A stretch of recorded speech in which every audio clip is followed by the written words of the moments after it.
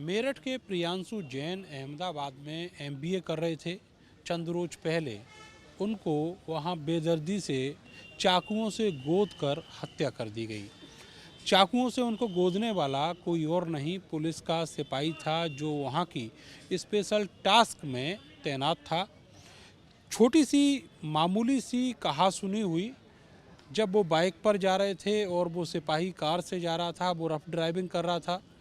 उन्होंने उससे केवल इतना कहा कि ठीक से गाड़ी चलाओ। इसके बाद वो कहासुनी आगे बढ़ी।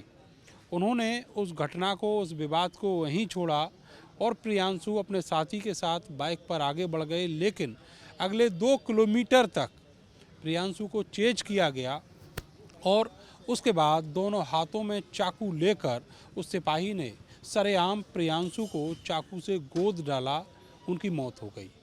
अब इस बात के ऊपर बहुत सारा विमर्श शुरू हुआ है पूरे देश भर में, और ख़ास करके मेरठ में जो लोग हैं यहाँ के, वो बहुत ज़्यादा आहत हैं।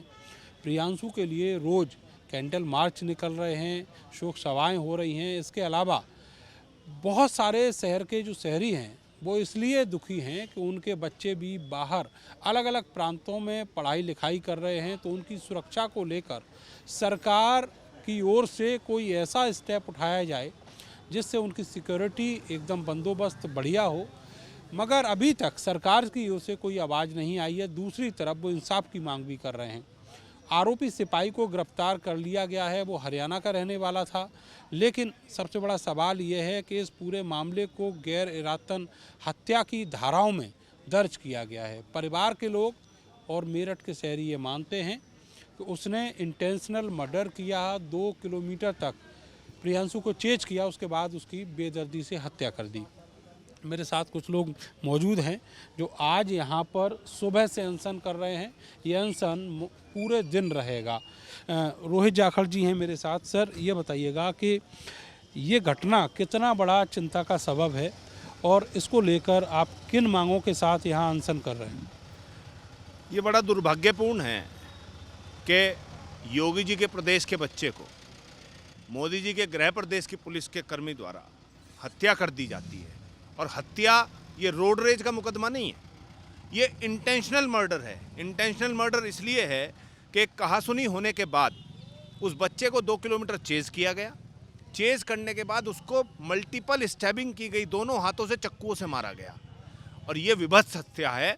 ये बच्चा वहाँ के टॉप मोस्ट इंस्टीट्यूट MICA में MBA कर रहा था।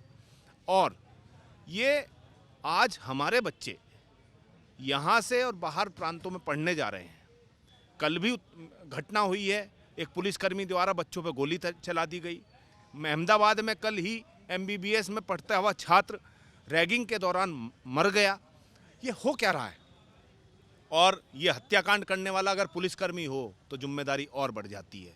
सरकार को हमारी चेष्टा है ये अलग जगाने की।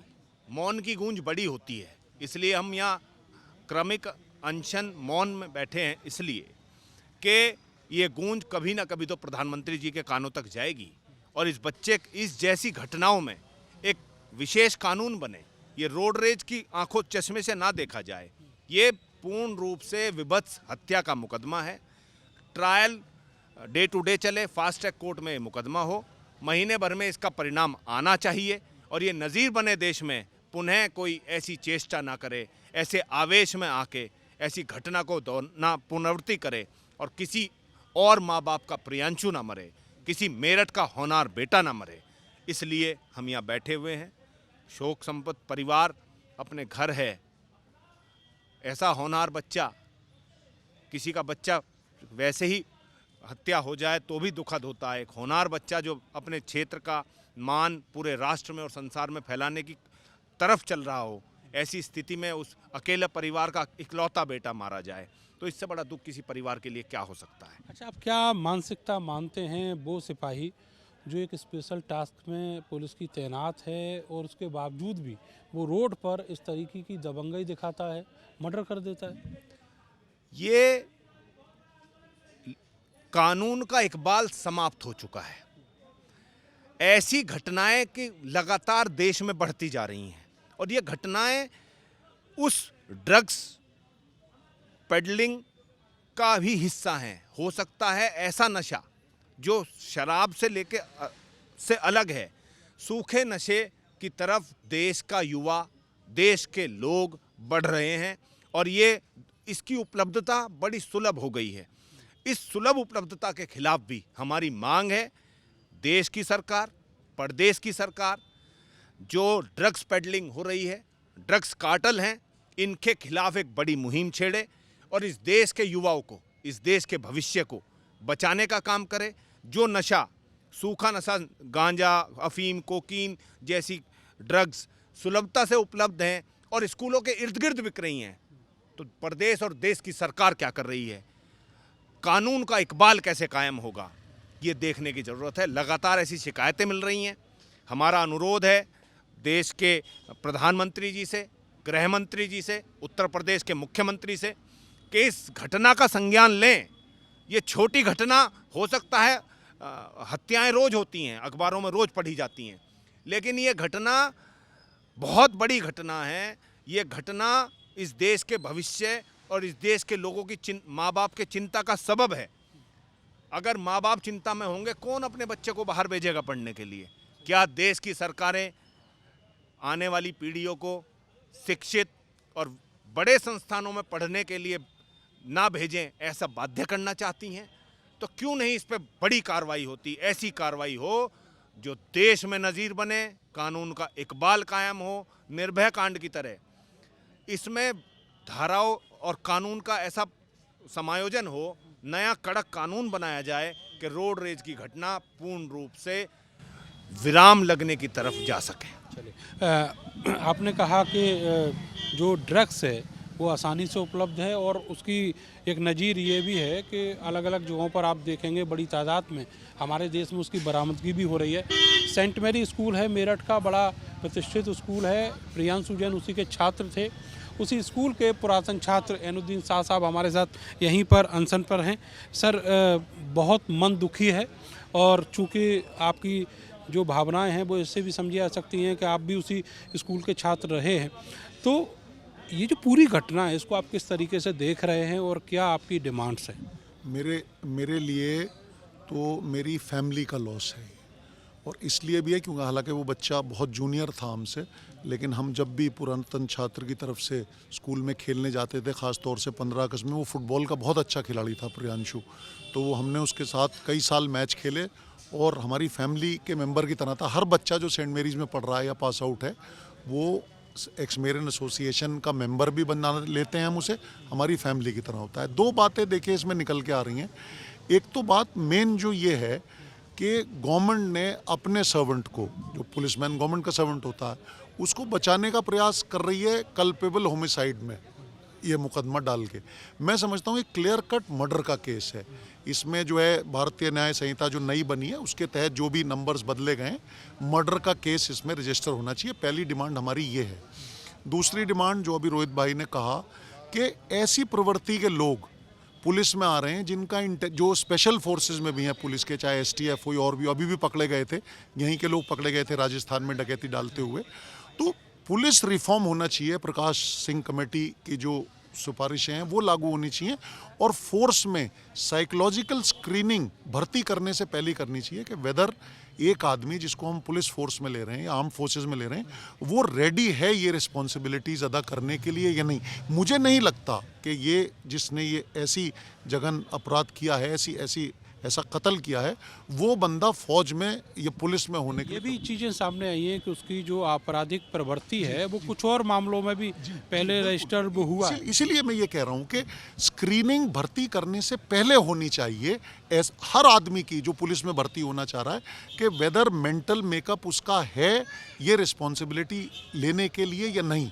चाहे उसके नंबर वो रिटन में कितना ही बढ़िया हो, लेकिन जो माइंड की स्टडी है उसकी, क्योंकि पुलिस में तो रिएक्शन, इसमें तो इसका मतलब जो उसने रिएक्ट करा एक एक बच्चे ने अगर कह भी दिया कि आप गाड़ी ठीक से चलाइए, तो उसका जो रिएक्शन था वो वायलेंट था, एकदम मर्डर करने का रिएक्शन था, दोनों हाथों से चक्कू। तो इन चीज़ों पे और हम लोग बैठे हैं, हम लोग इसे सस्टेन करेंगे जब तक। मेरी गुजारिश है, जैसे रोहित भाई ने कहा, माननीय गृह मंत्री जी से, क्योंकि पुलिस विभाग सारे मुल्क का वही देखते हैं, इसमें बहुत तेज़ी से कार्रवाई होनी चाहिए, फास्ट ट्रैक होना चाहिए सारा मुकदमा, और ऐसी सज़ा मिलनी चाहिए कि ऐसे प्रवृत्ति के लोग और ऐसी घटना करने में सोचने की बात ही नहीं है, ऐसी घटनाएं बंद होनी चाहिए।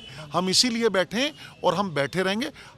मैं समझता हूं, क्योंकि मैं एक्स मेरिन एसोसिएशन को लीड करता हूं, हमारा ही बच्चा था, पास आउट था, हमारी भी फैमिली का था और स्कूल की फैमिली का था, और हमारी पूरी संवेदनाएं, और मैं सिविल सोसाइटी से भी ये रिक्वेस्ट करता हूं तमाम लोगों से कि वो इसमें हिस्सा लें जब तक जस्टिस नहीं मिलता मकतूल प्रियांशु जैन को और उसके घर वालों को। इसको सस्टेन करें, इस मूवमेंट को। प्रियांशु जैन का जो वहाँ पर हत्या की गई, उसको कहा जा रहा है कि ये गैर इरादतन हत्या है, एक रोड रेज का मामला है।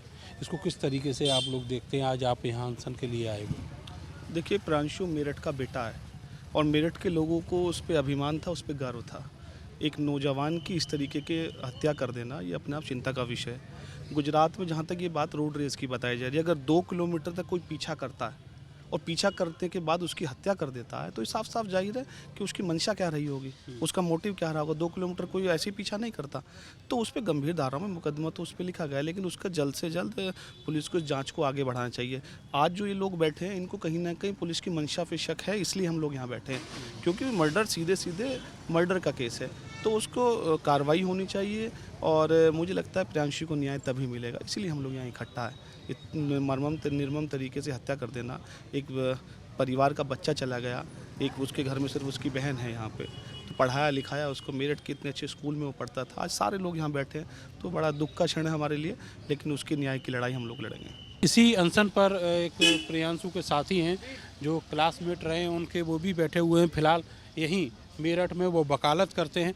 ये बताइएगा कि आपके साथ तो बहुत सारी यादें जुड़ी हुई हैं, आपके वो पुराने साथी भी रहे हैं, तो उनका जाना आपके लिए दोस्त का जाना है, इतना आप पर्सनल लॉस है एक तरीके से। बहुत दुखद हादसा हुआ है हमारे साथ। ये हमारी सरकार और न्यायपालिका से ये मांग है इस अनशन के द्वारा कि आरोपी को कड़ी से कड़ी सज़ा मिले और ऐसा एग्जाम्पल सेट करे कि कोई भी हमारा भाई हमारी बहन के साथ ऐसा व्यवहार ना हो।